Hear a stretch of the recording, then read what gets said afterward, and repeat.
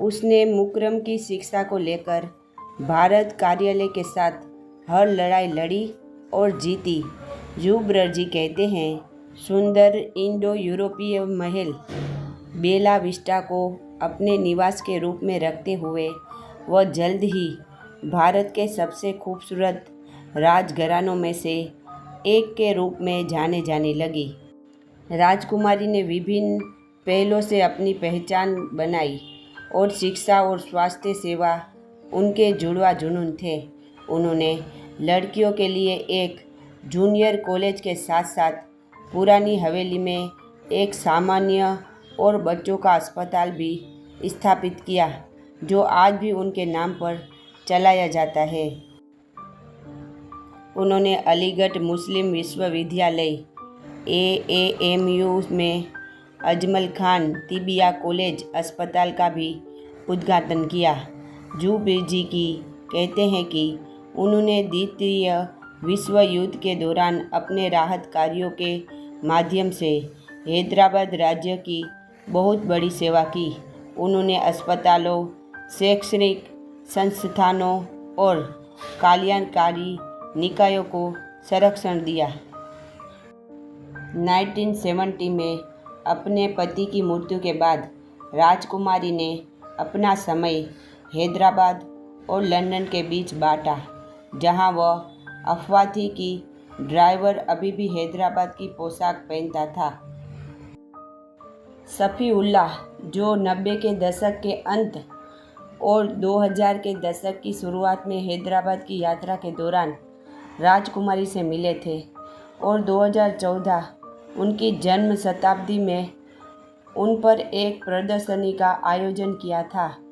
उन्हें दुनिया की आखिरी महान राजघरानों में से एक कहते हैं। मैं उनसे तब मिला था जब वह निजाम के संग्रहालय का उद्घाटन करने आई थी और वह विनम्र थी। यह विश्वास करना कठिन है कि अगर इतिहास में कुछ उथल पुथल वाली घटनाएं नहीं होती तो वह पहली महिला खलीफा होती। यहाँ तक कि भारत भी उन्हें नहीं पहचानता, क्योंकि यहाँ उस समय की अन्य महान शाही महिलाएं भी थीं, जैसे जयपुर की राजमाता गायत्री देवी, जिन पर 38 किताबें लिखी गई, या बड़ौदा की सीता देवी। जुबर्जी की का कहना है कि ऐसा इसलिए है क्योंकि दुरू शहर कभी भी ध्यान आकर्षित करने के लिए जानबूझकर अपने रास्ते से बाहर नहीं गए। गायत्री देवी ने अपना अप्रसिद्ध संस्मरण ए प्रिंसेस रिमेंबर्स लिखा, जिसने उनकी प्रतिष्ठा को मजबूत किया। भले ही यह अत्यधिक चैतन्यात्मक और भौगोलिक है, दुरू शहर के पत्र और लेख खो गए हैं और उनके साथ उनकी विरासत को भी काफ़ी हद तक भुला दिया गया है। शुरुआत में उन्हें जिन कठिनाइयों का सामना करना पड़ा, उसके बावजूद उन्होंने हैदराबाद के लिए बहुत कुछ किया और उनके योगदान को बेहतर तरीके से याद करना चाहिए, चाहे राज्य और सरकारें उन्हें याद रखें या नहीं। उनकी यादें और कहानियाँ सामने आने के लिए पुराने शहर में केवल एक बातचीत की ज़रूरत है, बस मेरे दोस्त की दादी से पूछो। सर वाल्टर मार्कटन ने कहा है कि वह कई मायनों में हैदराबाद की सबसे उल्लेखनीय व्यक्ति थी।